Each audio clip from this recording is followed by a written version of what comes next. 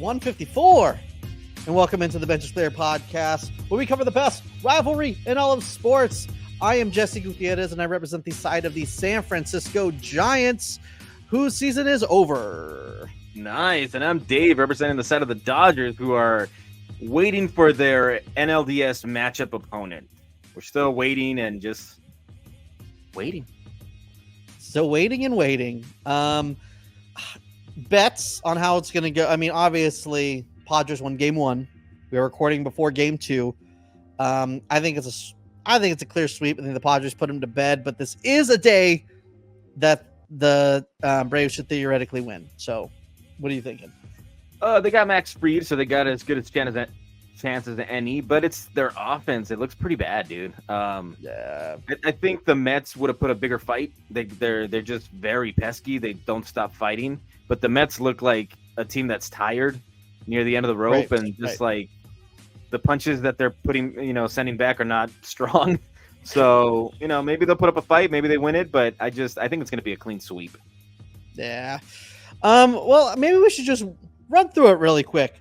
I know right now the Tigers are in the middle of game 2, and they're winning 1-0 in the 6th. 1-0. Yeah. Yep. I'm taking Tigers because they are my one prediction that went right. So they're going to be my Cinderella team. Tigers, Astros. Where are you going, Dave? I mean, outside of Houston, who's really going for Houston besides Ben Verlander, right? So yeah, nobody. I think I'm going Tigers too. Hopefully they can pull it off and hold on to that lead. Royals or Orioles? I'm going Orioles, even though they're down 0-1. Dave, where are you going? The Orioles haven't been playing well for a while, man. That offense hasn't been doing much, so I'm going to go with the Royals. I think they're pretty even. I don't think either of those teams advance wherever they go, but I think the Royals, whoever wins this is as far as they go, I think. Okay. But I'm picking the Royals, yeah. I think Forever Giant, in my mind, Jackson Holiday just goes on a tear and carries them to win this series. Mets, Brewers, I feel like the Mets are in one of the, like, the Braves look tired. The Mets are tired, but I feel like that's fueling them. They look like that team. So I'm going Mets over Brewers. They look a lot, being the Mets, look a lot like the Arizona Diamondbacks from last year. Ooh. They look like that team. They're finding ways to win. They're not the favorite most of the time, but they're just finding ways to win right now. So I think it's a perfect matchup. I think they win it, and I think it's a sweep too. Okay. I'm going to go. We already talked about Braves and Padres, so that was the end of it. I thought we had one more to talk about. So turns out we do not. We do have a special guest coming on a little bit later in the show to talk about the big news with the Giants. Obviously, Farhan Zaidi is gone. See you later. You're done. Gone in the wind.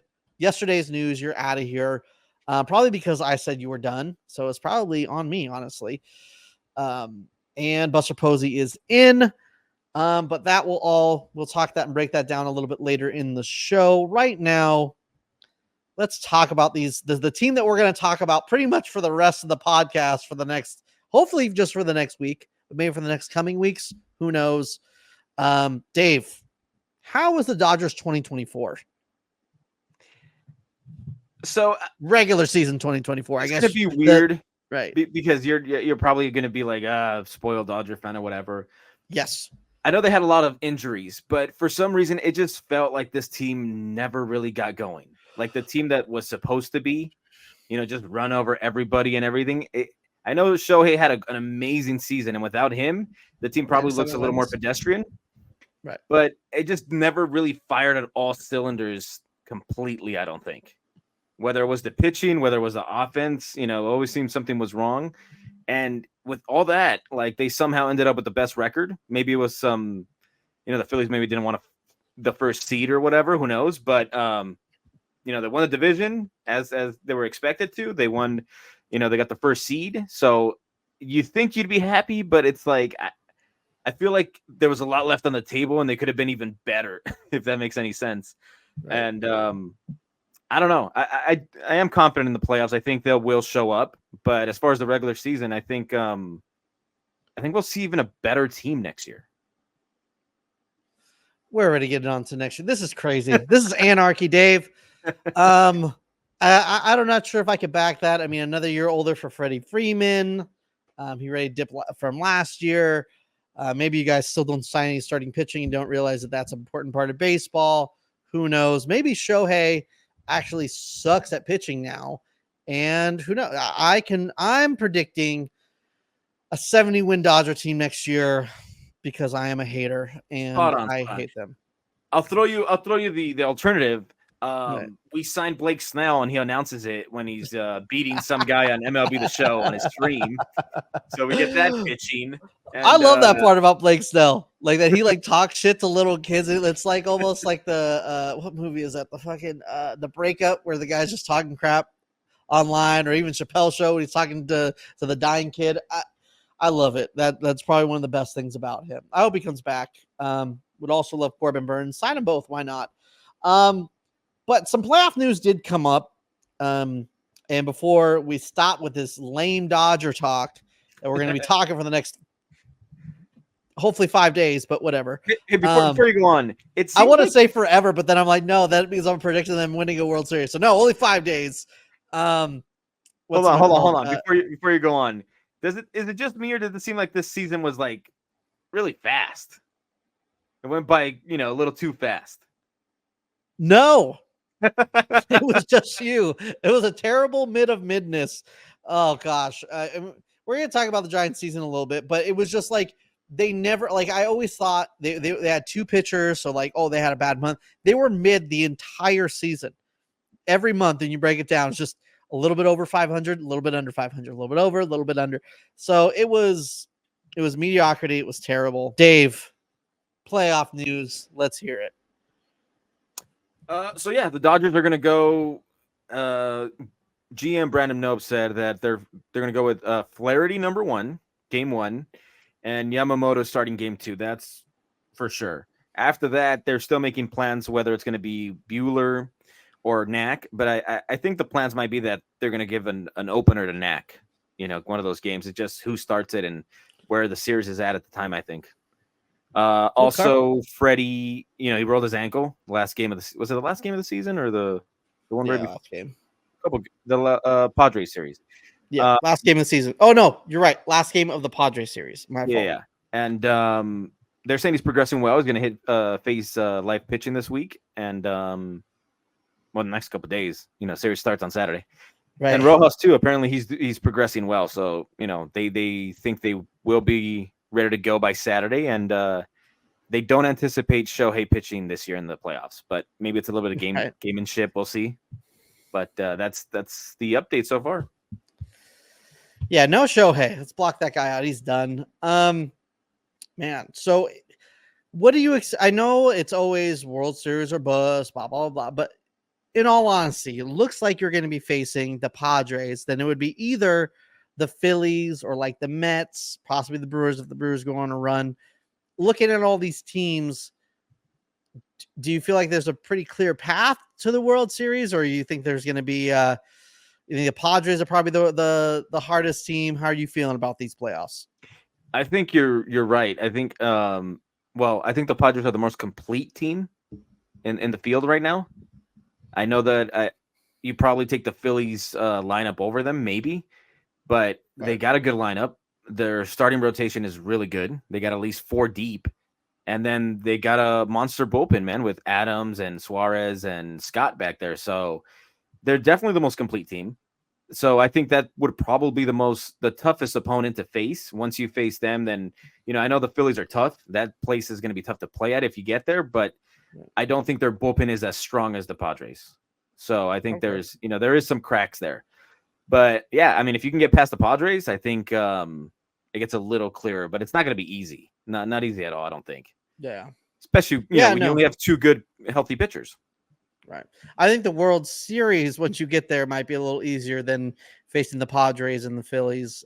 So hopefully the Phillies or the Padres can just take you out, and it could just be Philly, and I can root for a National League team. So I really think the World Series winner is going to come out of the National League, regardless of who it is. Yeah. I mean, we talked about that last week. Same. So I guess we'll see. Nothing much else you could do about that. So we'll keep you updated. We'll be here. I think we're going to break down this NLDS with the Dodgers and either the Padres or the Braves on Friday. So we're going to get a lot deeper into it once we get, once the Dodgers get their opponent, and we'll break that all down. But is there any departing words for the Dodgers regular season? Before you put it to bed? Just glad we survived it, dude. I survived. all those pitching injuries, it's just crazy. Something has to change in the offseason. I don't know what it is, but they're just dropping like flies.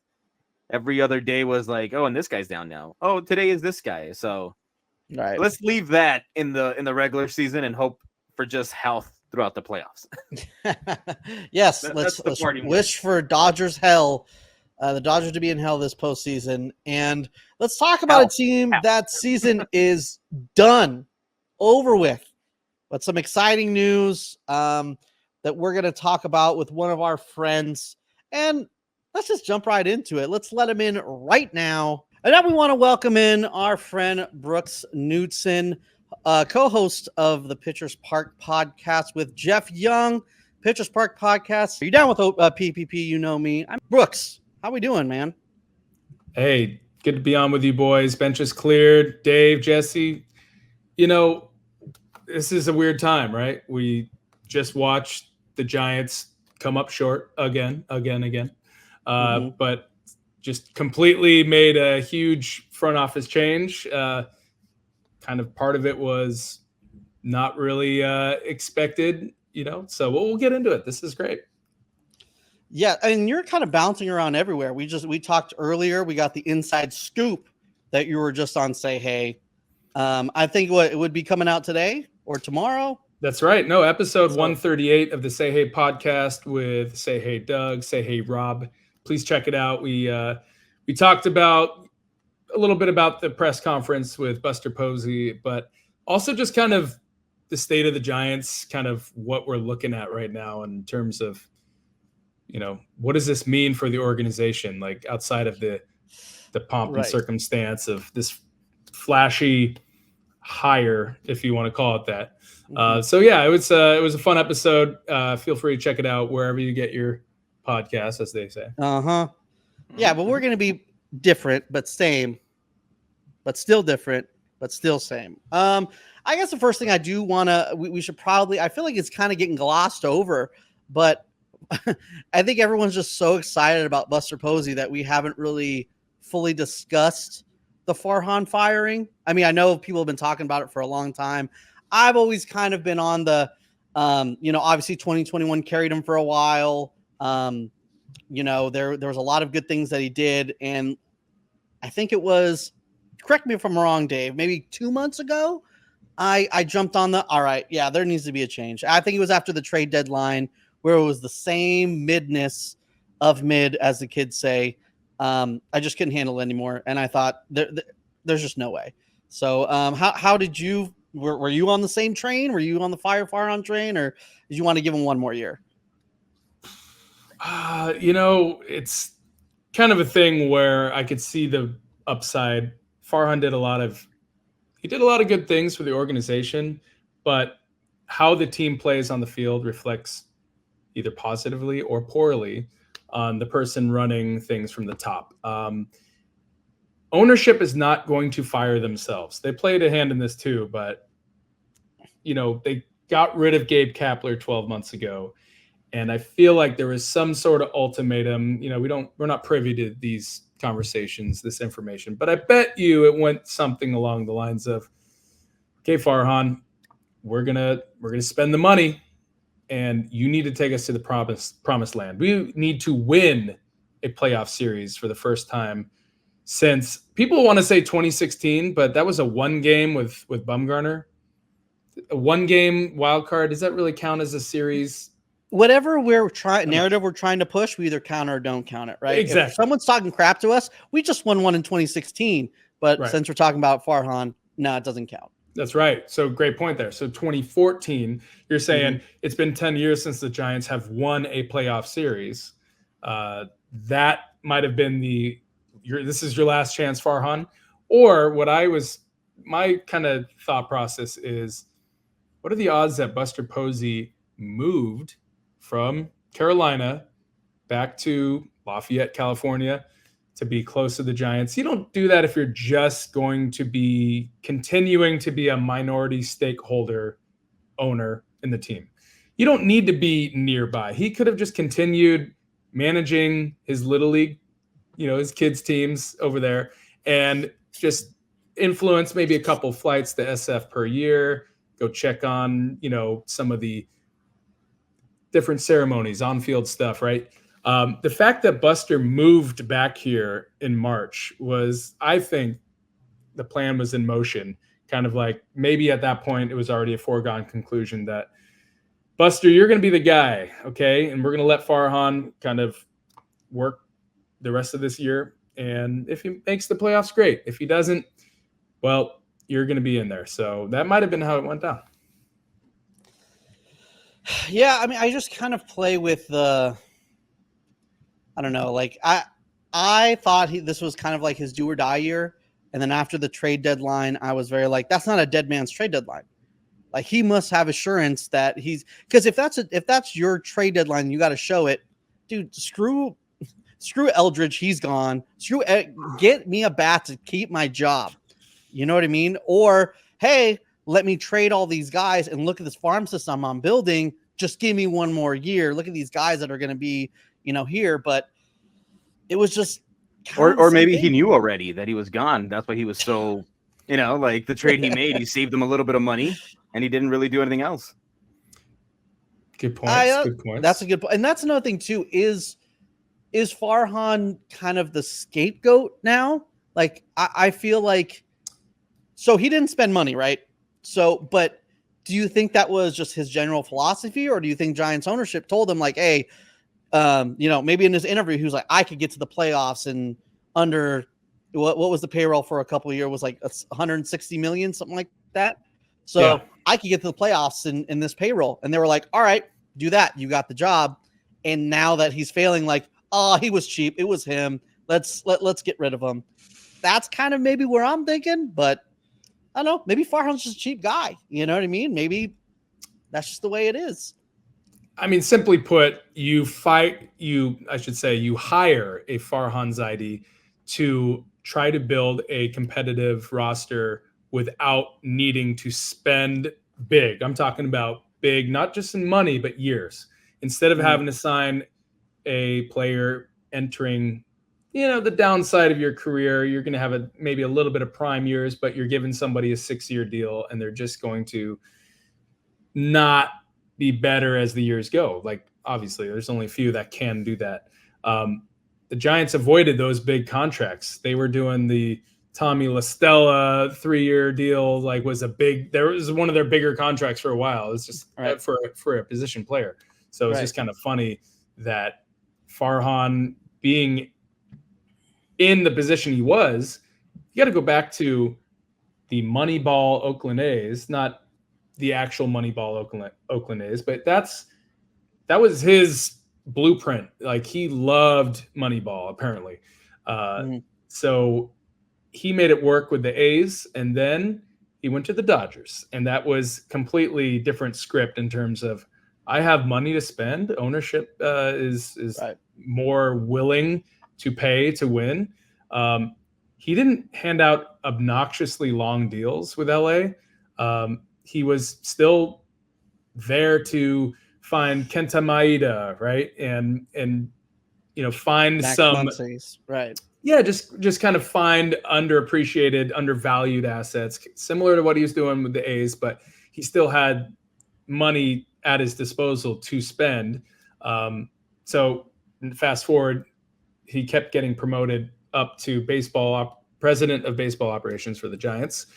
And I believe I've always said, I feel like a couple of those chases, mainly the Bryce Harper pursuit, I felt like it was not all in, and that's probably ownership related, But I feel like they had the clamps on him. Like, make it look like you're going for it, but we're not going to give anybody $300+ million. Like, let's not do that. That was always my thinking. I could be wrong, but I never felt like ownership was going to do whatever it takes to sign that guy. And then you saw the Judge, the Ohtani stuff.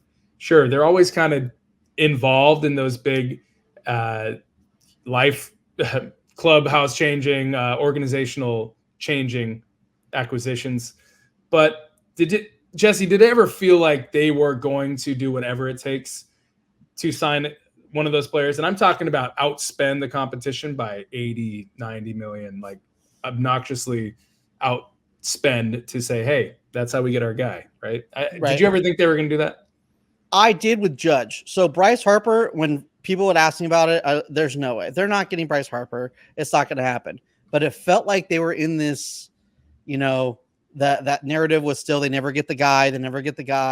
And the state of where they were and how bad 2022 was after I thought they were going to go all in for Judge. Now it was also, it was if the Yankees kind of slipped up. And if you talk to, how the Yankees were going, they also never really paid out. They were kind of going away from paying out. So it kind of looked like maybe for a second, but then obviously, Judge was never going to leave.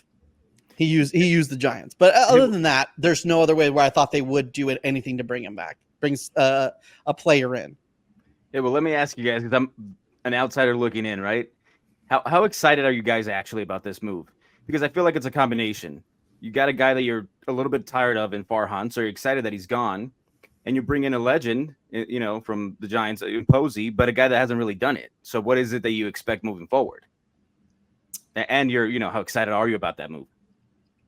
Yeah, I'll start by saying the fact that they didn't interview a bunch of candidates and either get one of those former GM or someone working their way up to this role. The fact they didn't do that, and the fact that they are giving instead the job to, like you mentioned, someone that has zero experience in the front office, it's catering to kind of pulling the wool over the fans' eyes a little bit by saying, this is Buster Posey, so now you trust us again, right? Feels like this is Buster Posey we're talking about, fans. It's like the Simpsons movie when Tom Hanks is like, the government's lost its credibility, so it's borrowing some of mine. Like, that's exactly what we're hearing right now. Oh, man. Can you imagine us people, just regular people on Twitter, Facebook, and all that, and all you hear are the complaints, fire Farhan. There's so many fire Farhan Twitter accounts and all that stuff. But if you think that they didn't hear that, they didn't read that stuff, it's crazy, right? Of course, they were definitely in tune with, what they're paying customers, what they want, right? So another thing I brought up on the Say Hey Pod is this was a safe hire to them because they know that it's Buster Posey. Just that fact alone gets everyone to buy into whatever they end up doing. Whereas if they, let's say they still end up dismissing Farhan and then bring in, Joe Schmo from, Tampa Bay or something like that, the fans will be like, this is just another Farhan thing. We've seen this before. Like, you're just going to keep trying and failing and trying and failing with the same thing. Or what we have now is this Buster Posey. Championship baseball is back, baby. It's like, well, wait, hold on. Is Posey, is he going to be the backup catcher and player manager? Is he going to do it all? Right? No. So yeah, I thought definitely this is something that you are going to have no idea. There's no track record. There's no, well, he's done this and this and this, so clearly he's going to do that and that and that. Like, there's nothing to really expect here. All you can expect is the unexpected. One thing I hope to see is I hope Buster literally looks at the organization, every asset, every chip, every blue chip, every piece of prospect player that they've acquired and, some of these recent deals, and find a way to actually use that to their benefit for once, instead of wait till their value runs out like Joey Bart, Tyler Beatty, all these guys that had a lot of promise, and they kind of hung on to them too long. They got exposed at the big league level, and for whatever reason, just didn't get much for those guys. I mean, I can talk all day about that type of stuff. I was very critical about Farhan. You're just not taking the big leap. You're not really. Yes. You're not saying, hey, we're going to acquire this 3-time All-Star and we're going to give up 2 top 100 prospects and 2 middle prospects, and we're going to get this guy. Like, he just didn't do that. Even in the trades that he did do, it always felt like he was ready to walk away. The Chris Bryant deal was the last 5-minute deal. He was ready to say, no, we're good. It's poker face, just like, call my bluff, and then he gets his deal done and he doesn't give up the amount of players that he would have given up if he had gotten really desperate and gotten the deal done in the morning. So Farhan is really good at a lot of things. What he wasn't good at was, and maybe ownership played a role in this, we'll never know. I feel like we should know, but I don't know how much he was allowed to. Right. As the kids say, was Farhan really let him cook? Right? Was he ever able to? Was he cooking? Was he just like reheating? Was he the sous chef or was he the chef? Basically. Yeah. So I mean, I was very excited, and it was very like, should I be excited? Like the realization came like after 5 minutes. At first, I didn't even believe it. I thought it was the first tweet I saw was an Andrew Baggerly tweet, and I was like, this is a fake account. And I literally went to other account. Like, I didn't even check to see if it was the real Andrew Baggerly account. I was like, it is a fake account, just trying to, whatever. But at the same time, we've also been clamoring for the Giants to make the obvious, make the fans happy move. And, they did. I think it speaks more to maybe, is it Buster Posey, putting in jeopardy his statue status? Like, how, if he has a 6 years, literally just like Farhan, is he just as hated as Farhan? And are we able to separate it? I think we could, but it's definitely in jeopardy, whether it's far-fetched or not far-fetched at all. It's still there. But it just seems like Farhan, he ran his time. It was like he can make a mid-team out of nothing. And he was just missing those 2 or 3 guys that can carry a team for a long period of time, mixed in with the mid guys having good weeks here and there. And that's because he couldn't sign anybody and because he couldn't develop anybody. So is it on him? Did the players, drafted before suck? Did the players that he drafted suck? Who knows? But I also feel bad for Pete Patella. I mean, he was brought in to be like the player development guy. And I don't know how, like you said, we don't know the inner workings of everyone, but if he's brought in and it's specifically, he's a player development guy, in his first year, all of a sudden Heliot Ramos becomes a guy. Tyler Fitzgerald becomes a guy. You know what I mean? Like there's legitimately good players coming out of the system. It seems as if he did his job and now he's getting demoted. That kind of sucks. I mean, in a way, it was going to be Pete Patella, sayonara, see you later, or we're going to repurpose you in a different role, I think. When Buster comes in his now role of president of ops, it is kind of a refresh everything, kind of restart. But he's not completely cleaning house either. He is still, it sounds like a lot of the coaching staff is going to stick around because Buster can now say, I want to see how you all do under my leadership. Okay. And I think Buster has an idea of who he wants as his GM. I would assume that he has some kind of inkling in this. But he knows that Pete, you still have value to this organization, probably in just that player development role. Maybe that is something that he, like you said, he played a hand in some of these younger players finally panning out. Heliot Ramos was his stock was dropping each year. That was the problem. 100%. it wasn't like this guy is getting a little bit better and a little bit better and a little bit better, and now he's going to play. He was just like, he wasn't hitting AAA, PCL, right. It just wasn't working for him. Like, if you can't, he was going to be Joey Barded next year. Oh man, we'll never know what would have happened if none of those injuries happened. Jung Hoo Lee doesn't get injured. Yeah, Slater and Conforto don't go down at the same time. Where they're like, you're right. Well, there he is on the 40-man roster, so we don't have to burn a spot. Come on up and hey, he had a pretty good week. Hey, he had a pretty good 2 weeks. Wow, you had a great 3 weeks. All of a sudden, you're going to hit leadoff. You're going to hit, you're hitting fourth. Like, yeah. So, yeah. And I think that also go for it. Sorry. No, I was just going to say, and Elliot Ramos obviously needs to back that up next year because we've seen some really awesome debut, if you will, seasons that have gone by the wayside. So he needs to back it up. I think it was almost like I finally been let. That's just kind of like the aura I got from it is like I finally been let free. I don't think he's ever going to be like MVP status, but I think he's going to be a very good everyday player. Going to have. I mean, he went down, went up, went down, but that's ultimately I think what also kind of buried Farhan is it kind of seemed like he couldn't. He treated a lot of prospects very weird, and it seems like Marco Luciano is going to be the next guy he was getting the same exact treatment. We'll get up. Here's 10 at bats. Oh, you didn't go 4 for 10 with a home run. Yeah. We're going to sit you on the bench for a month. Not even send you back to AAA. We're going to sit you on the bench for a month, get you, some pinch hits opportunities. Then we'll send you back. And that's what's going on with Luis Matos. Who was player of the week 1 week this year. That was this year. Yeah. I want to say people forget that. I forgot that.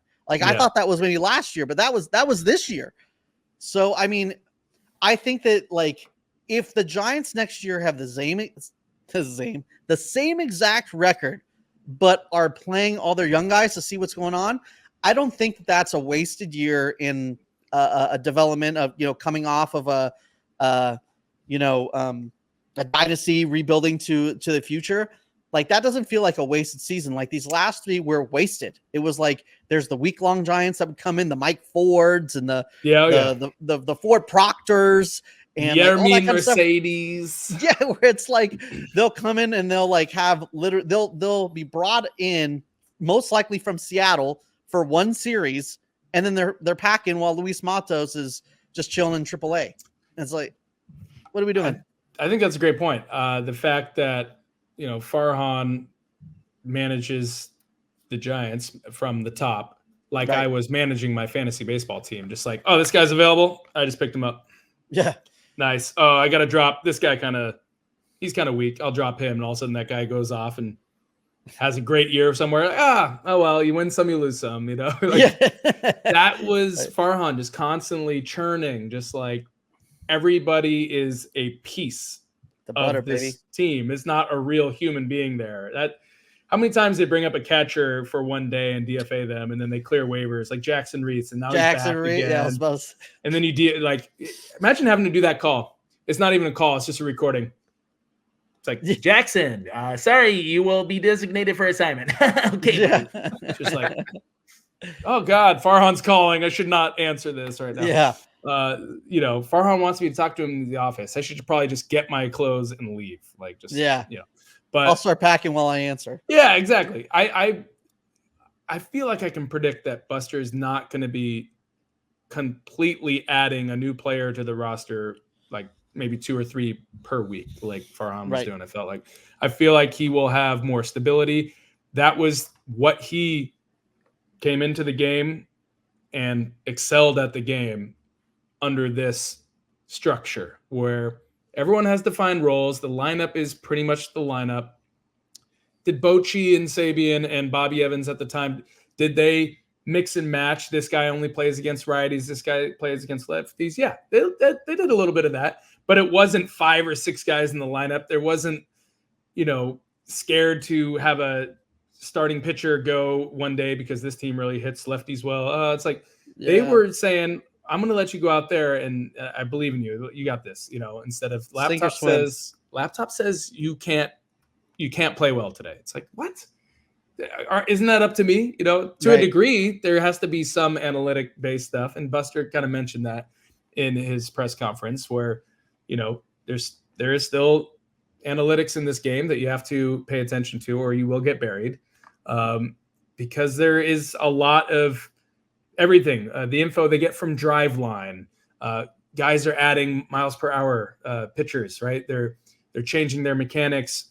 Hitters are dropping their hands a little bit. They're, some guys just can't hit lefties. Like Jock Peterson still can't physically hang in there against lefties. So what the D-backs did really well this year is they had kind of a straight lineup, but Jock and Randall Grichuk would kind of just flip-flop.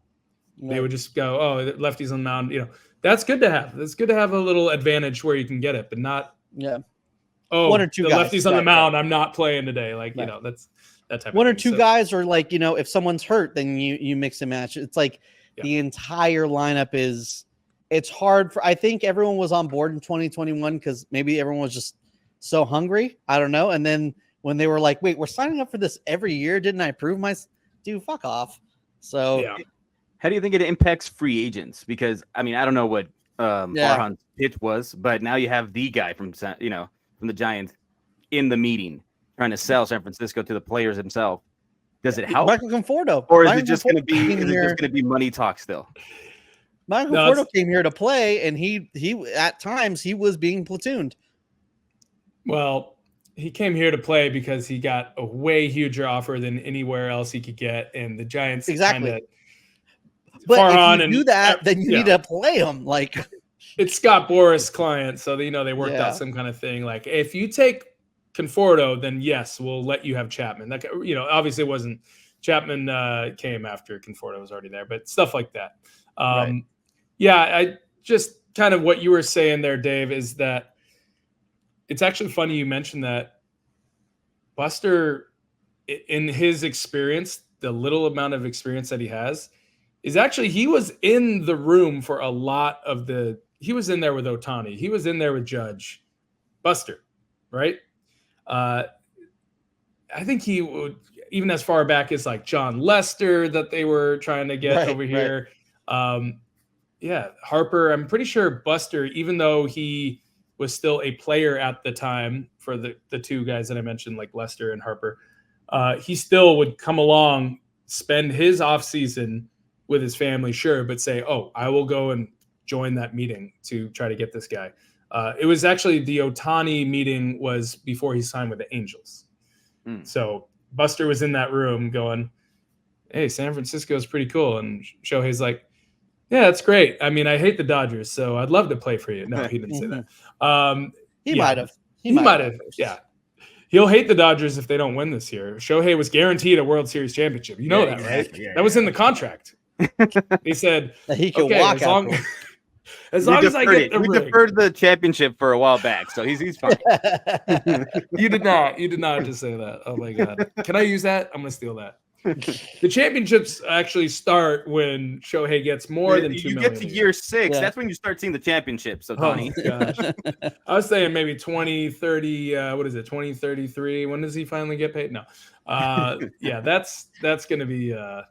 I'd like to come back on the episode after the Dodgers get sent. I might not be here, but you go ahead and come back. I'll just sit in your chair. Can you? Let's just get a green screen. I'll just be sitting with that background. Well, I knew it. No. Well, that's the only thing we have to look forward to, and that's what's sad too. I feel like with Posey coming in, it almost seems like he was a little offended that the narrative is, hey, we're going to come in and try to make the wild card. It's like, wait, weren't we supposed to be the top 2 in the division, fighting it out for the division with the Dodgers every year? Even if we lost, what would it be when we were still relevant pretty much? We lost the division, but it was only 3 or 4 years. And it was hey, who knows what's going to happen, And when we were disappointed, it was we didn't get the division, but we're going to go into the wild card and see what happens. And it's now we're just trying to maybe get into a wild card. So it seems like with him, he has he's at least expressing that he has a higher standard of what the goal is and what the accomplishment should be. And it's almost like he's coming in, because Gabe Kapler let the players kind of do what they want. Hey, you're a free spirit. Be a free spirit. And he's like, almost like, no, dad's home. Make sure the room's clean. Right. Make sure your hair is cut. We're going to try to be the best.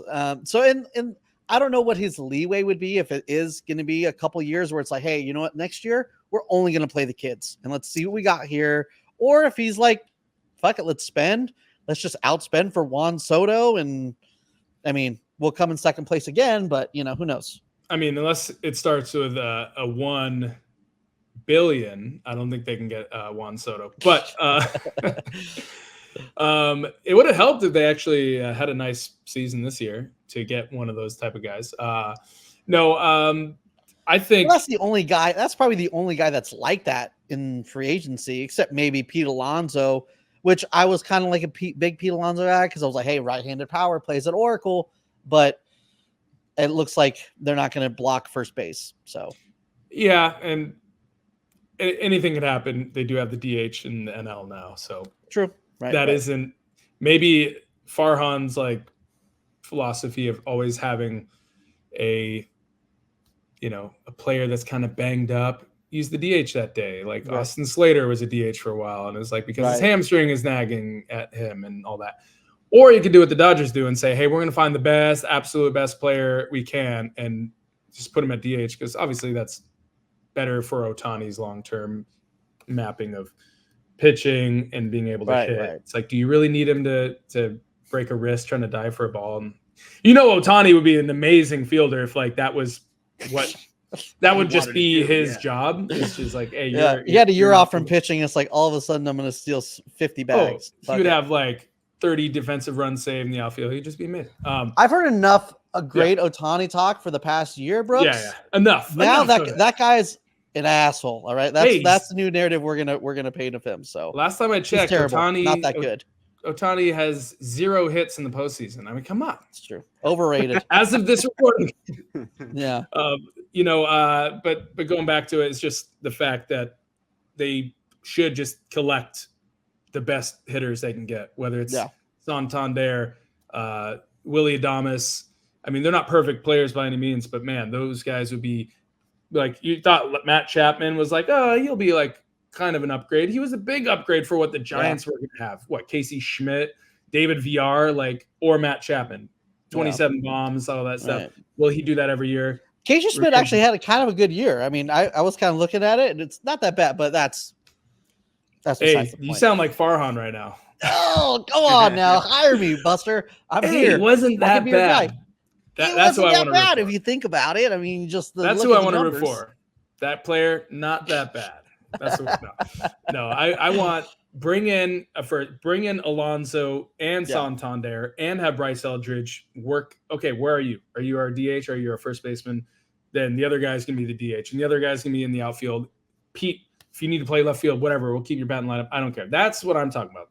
Yeah, it's kind of like on draft day. Are you really drafting for a position, or are you saying I want the best possible player? Yeah, maybe they would have got the best possible player instead of drafting. Hey, we really need a catcher. Let's get Joey Bart. Versus like let's get the number 2 best player in this entire draft right now. Maybe they would have done that. I don't know. So, you guys think? Go for it. You guys think Snell's coming back, or is he going to be a Dodger next year? Fuck the Dodgers, dude. If I feel like pitching desperately, they're assholes. Oh gosh, I would rather have Corbin Burns, but yeah, I mean, I don't know if they're gonna. I don't know because it's almost like it doesn't seem like they would. Their track record isn't that lately, but that's also been Farhan. Is Posey gonna be like, hey, I'm part owner, I get to flip the script a little bit, or is I don't know. Some of his press conference was kind of, I don't know. I'm gonna get someone to do day to day. I got to back out a little bit. Is it kind of like? Part of me is also like, wait, hold on. You're getting the president of baseball operations and you're already really trying to delegate a lot. Like, are you just there for a face? Are you actually like that? There's also a part of that as well that we'll see what happens. So I think with this regime, you don't know which way they're going to go. But if I had to put my house on it, I would probably say Blake Snell is not going to be a Giant. I hope he's not a Dodger, but yeah. Yeah, I'll probably echo that where the Snell re-signing is challenging. Are you president of baseball operations? Look at the way you're answering. We're going to take challenge. a hard look at Yeah. Snell. It's like, didn't you look at him all year? No. Yeah. I think the Scott Boras factor, Boras and Posey, what kind of relationship do they have? Zero, probably at this very moment. And I think if Buster sees what he needs to kind of spend on, because it sounds like they're going to still spend money. They have a lot of money coming off the books because of all these weird deals, right? But I really think he's going to prioritize filling out a really like can't miss solid offense, spending money there, and then realizing that I can trade for pitching. There can be some pitcher stuck in Cincinnati that can't stop giving up homers, but he comes to Oracle Park and now he's, a 3.20 ERA pitcher, stuff like that, where he can tinker and work with, maybe that's what he trades for. Maybe he trades for some pitching and, maybe relies on pitchers that want to kind of do the Kevin Gausman years back wanted to come here and, pitch 1 year, $8 million deal. They kind of reset his value. I think they're still going to have those type of pitchers that exist that do want to come to Oracle Park and have a chance to pitch well so they can go get paid by another team or the Giants after that year. So that remains to be seen. But it's almost like they should a lot of pitchers want to pitch there. So you got the best defensive catcher in baseball. You got a giant ass ballpark. It's like, why not just sign a bunch of pitchers and then trade all your pitchers in the farm system for hitters? Because you can't get a hitter to sign, trades can't say no. So trade them, just get as many hitters you can through trades and, try to figure out how to develop a hitter. Yeah. Yeah. I think Corbin Burns and Blake Snell. Screw it, dude. That was the world on fire. That was kind of the thinking for a while, but it's almost like now you can sign the hitters if you are going to spend the money. Before, in the $160 million payroll, it was like, you can't compete if you're not going to spend the money on hitters. They're not going to come here. And I don't think because it was San Francisco or Oracle Park is why they missed out on the big ticket free agents.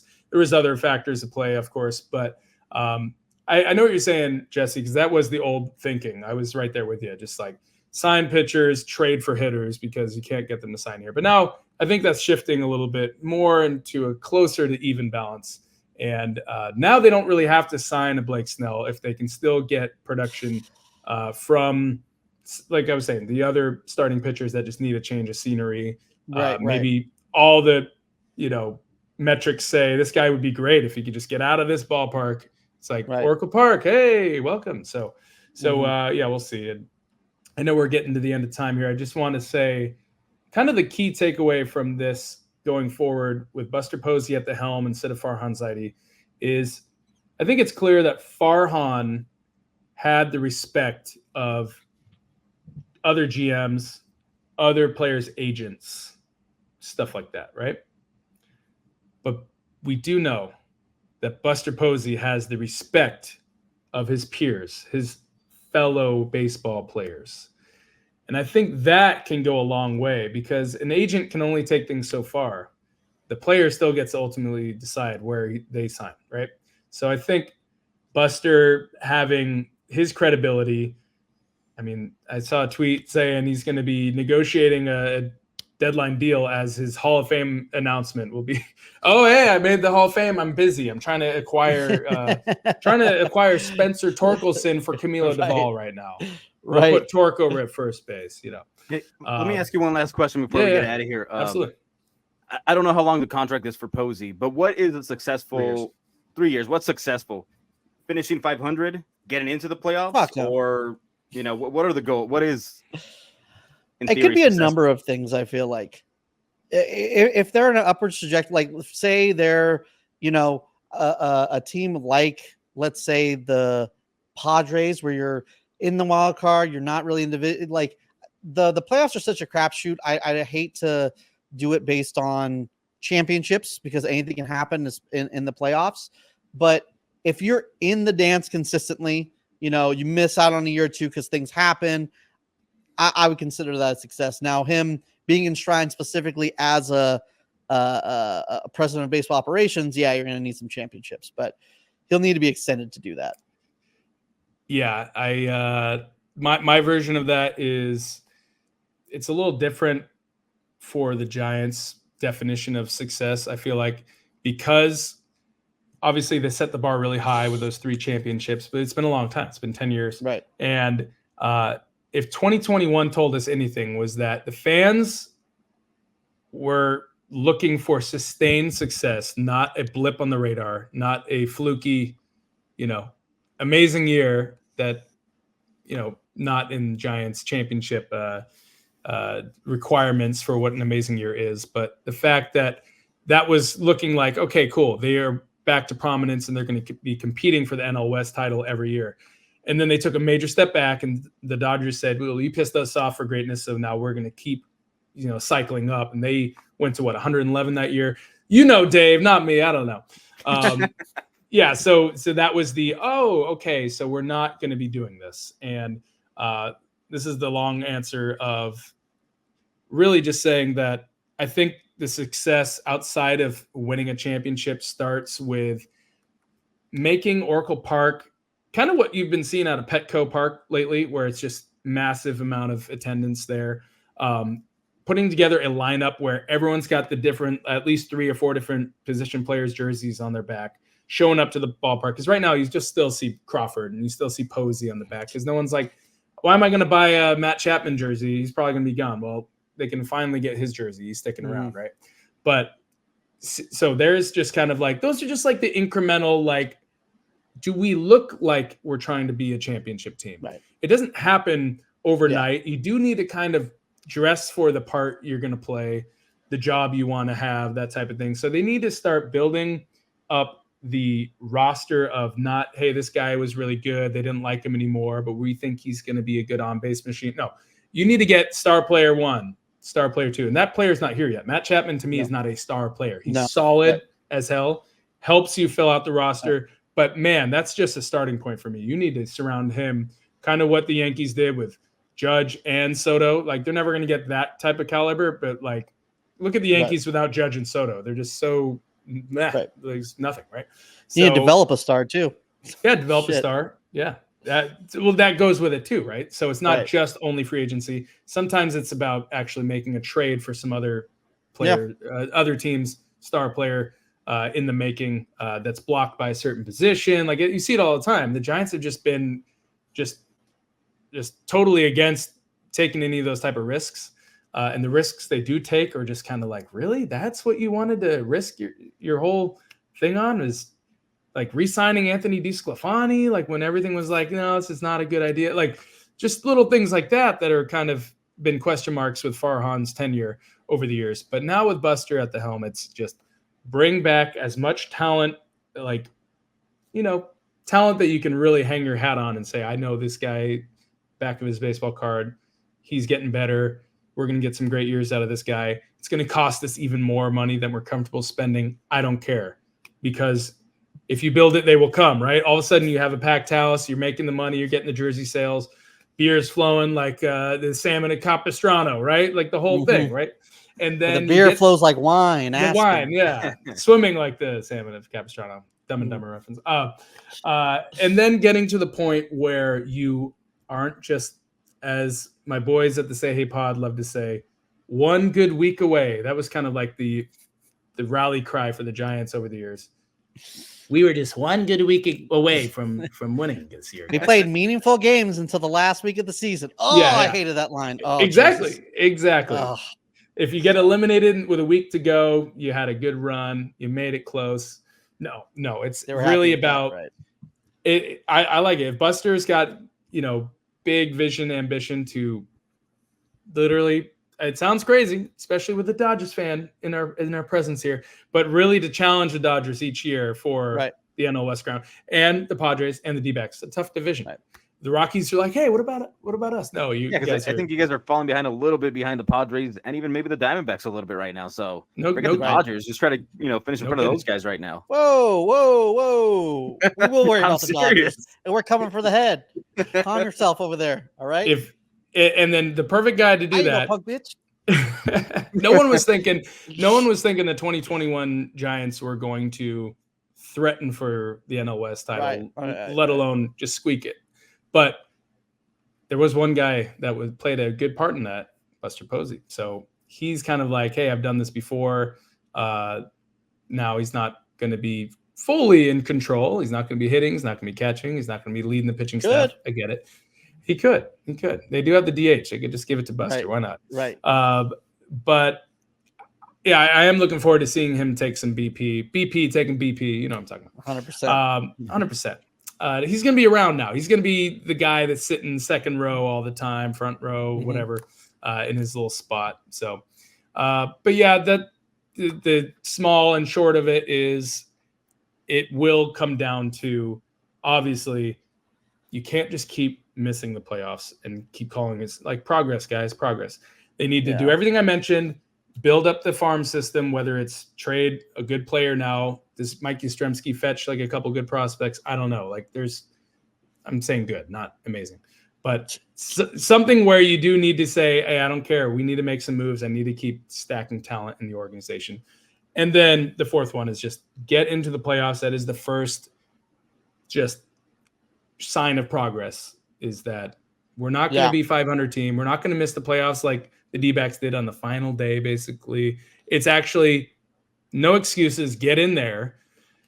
If you get swept in the first round, is it a successful season? Like the Marlins last year? Probably not. But at least you can say, okay, we got into the playoffs. We didn't win, but now we need to get in the playoffs and win. And that would be the incremental improvements that we've been lacking over the years. So it's on you, Buster. Get it done. Yeah. He's got to get it done. It's going to happen. Right. Brooks, thank you so much for coming on, man. I appreciate it. We ran out of time. We could have talked for another 3 hours. At least. So we're going to have to do this again really soon. Let's go. Make sure to listen and subscribe to Pitcher. Say that 5 times fast. But you Triple P. Triple P. Yes, Pitchers Park Podcast. Make sure to listen, subscribe. It's great. A lot of good information. You could steal that information and sound smart to your friends. So do that. Hey, man. Yeah. Thank you for joining us, man. It was really enjoyable. Hopefully we do it again sometime. And hopefully both teams are in the playoffs next time we do this. But I like where your head's at. Talk dirty to me. I'm sure the Dodgers will do their part. We just need the Giants to do their part. Exactly. Join up. One last plug for me is Giants Chatter on Facebook. It's a group that's been going for 3+ years. Jesse, I know you're a guy in there, and I just, it's tough. I get it. When the team is not playing well, it's kind of like, do I want to really like? But you go in there and you actually tell it like we tell it like it is. Air out your grievances. You're upset about the team. We're not going to go in there and say, hey, well, this is the 10th anniversary of the 2014 World Series. No, we keep it real. We don't live in the past. The team sucks right now. Team sucks. Go talk about it in Giants. Put your bad takes in it. We all have bad takes, and you might get aired out and dragged for the rest of your life. Who cares? It's fun. Hot takes over there, and we got plenty more of that coming. So, check out Giants Chatter. Everybody that wears the orange and black on this pod, please check it out. But I want to thank you, too, for having me on. This is a ton of fun. It's been a while since I've been on the Benches Cleared pod, and this is the second time, right? Yeah, second or third. I remember last time I was on here. You're pretty much like part owner almost. Yeah, exactly. I like that. I look different last time you were here, right? Yeah, you looked way different. Way different. Got a little more tan. Last time it was Sad Diego was my. That was your plug line. Was my coined phrase, and when we could laugh at San Diego now that they're in the playoffs. So. I'm pretty sure we're going to see Dodgers versus Padres this weekend. Yes. I can't wait. It is what it is. The Giants have taken a back seat to that rivalry. I wouldn't say No. Yeah. Oh no, over the course of existence of both clubs, it's always Giants Dodgers, but lately at the moment, they're the flavor of the week. 100%. Lately since 2021, it's been those two teams duking it out. Bob Melvin's Padres eliminated the Dodgers in 22. And then, so now it's going to be Bob Melvin. Oh, you know how giddy was at the press conference? Did you know how he was like kind of looked like a little kid? Like he was kind of just like, oh. Yeah. No, he was a little giddy about it. And now if you think about it, if the Dodgers do play the Padres this weekend, former Cardinals manager Mike Schilt it's like the Dodgers can't get away from the Cardinals in the playoffs. Nope. It's like there's always some little, this guy, like, is Matt Carpenter still on the Padres? I think he's back with the Cardinals now. He was on the Padres when they eliminated them. Oh, man. They can't get away from those damn I Cardinals. don't want to talk about that. You don't want to talk about it. You're gonna see one Cardinal. We can get the Dodgers out of here. Let's freaking do it. Yeah, there's Matt Adams walking through that door. I know. Oh, man. Why him? Ooh, I'm just trying to put all those negative vibes your way. Yeah, I want to put the fear of God in you. Yeah. The fear of Mike Schilt. Yeah. Thanks again, Brooks. I know you got to go. I appreciate your time. I know this early in the day. So thank you. Hopefully your boss doesn't find out about it. You know what I mean? And you just keep playing hooky. I'm pretty sure they're watching right now. And okay. Salute. You know, this is the real deal.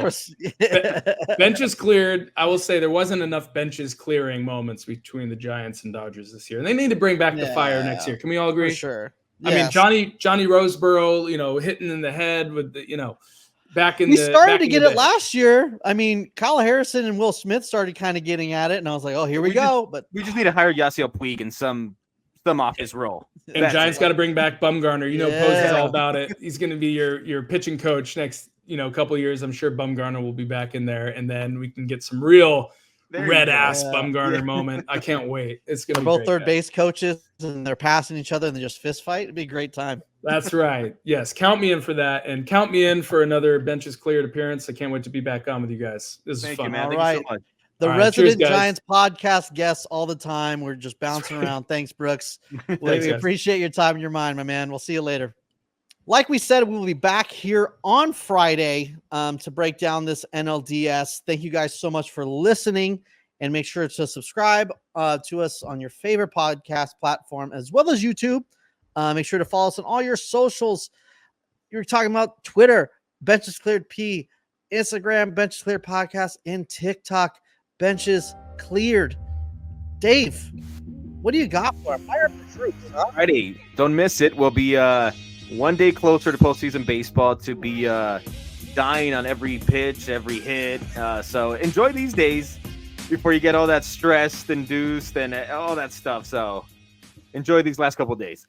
Yes, do that. And again, follow Brooks Knudsen at Brooks Knudsen, as well as hit up Giants chatter on Facebook. Listen to his podcast, Pitchers Park Podcast. And we'll see you later this week. And thanks for watching. See ya.